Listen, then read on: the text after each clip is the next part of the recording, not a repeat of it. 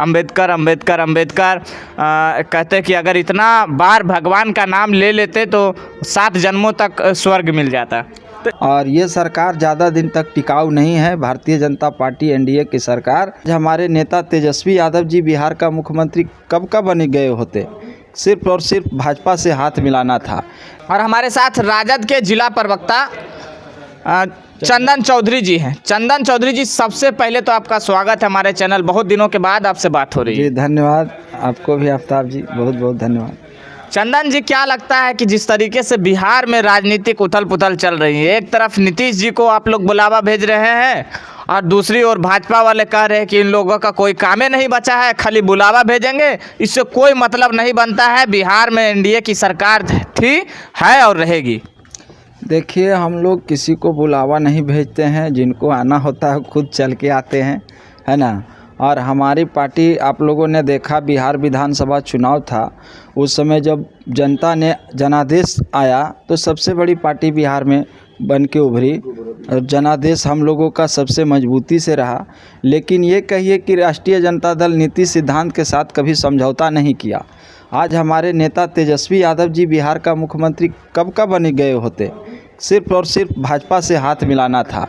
लेकिन बात हमको सत्ता हासिल करने की नहीं है, मुख्यमंत्री बनने की नहीं है, बात है गरीबों, शोषितों, वंचितों, अकलियतों की लड़ाई लड़ने का। तो उससे हमारे नेता आदरणीय तेजस्वी यादव जी, आदरणीय लालू प्रसाद जी कभी समझौता नहीं करते हैं। नीतीश बाबू हैं। अब राजनीति में जानते हैं कि राजनीति में ना कोई अस्थाई दोस्त होता है, ना कोई अस्थाई दुश्मन होता है। तो यही बात तो आपका पार्टी वाला कह रहा है। तो हो सकता है नीतीश बाबू आएंगे तो हमारे नेता का आदेश होगा तो कुछ भी हो सकता है। हमारे नेता आदरणीय तेजस्वी यादव जी इसका निर्णय करेंगे और खेला तो होना है, खेला तो होना है। चूँकि अगर आप कुछ कहीं से सूत्रों से सुन रहे हैं तो सही ही सुन रहे होंगे।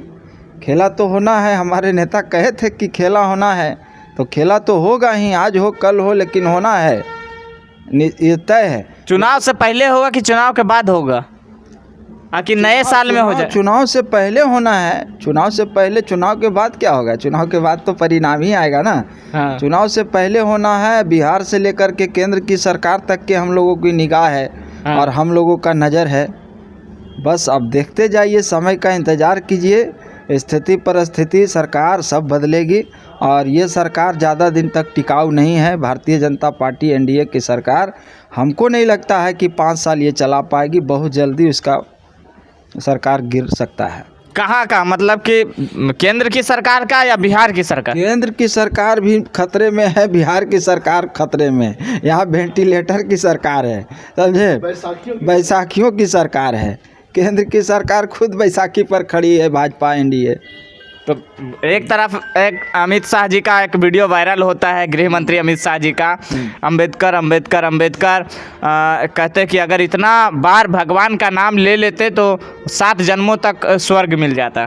तो इस पर भी सियासी माहौल गर्म है। अमित शाह जी को ये मानसिकता बताती है कि अमित शाह जी दलित विरोधी हैं, अंबेडकर विरोधी हैं, अंबेडकरवादी का विरोधी हैं, अंबेडकर के विचार के विरोधी हैं।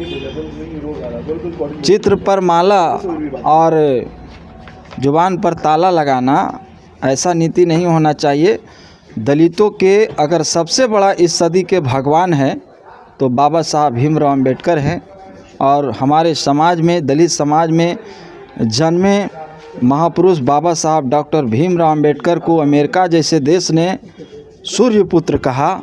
यह दुर्भाग्य है हमारे देश का कि एक दलित समाज के बेटा को यहाँ जो वास्तविक सम्मान मिलना चाहिए, उससे आज जातिवाद के चलते उनको हमेशा उपेक्षित रखा जाता है, इग्नोर किया जाता है। लेकिन बाबा साहब अंबेडकर भी कहे कि मैं वो बीज था जिसको धरती में दबाना चाहा। अंबेडकरवाद वो बीज है जिसको धरती में दबाना चाहा, लेकिन वो बीज जो है धरती को फाड़ करके और उदय हुआ, निकल गया और लहलहाता हुआ पेड़ और पौधा का रूप धारण किया। जो आज अंबेडकर साहब की विचारधाराओं पर हम लोग चल रहे हैं, ये उन्हीं का उपज है, ये उन्हीं की विचारधाराओं को मानने का है। बाबा साहब अंबेडकर इस सदी के महानायक हैं, हमारे महापुरुष हैं और किसी भगवान से कम नहीं हैं।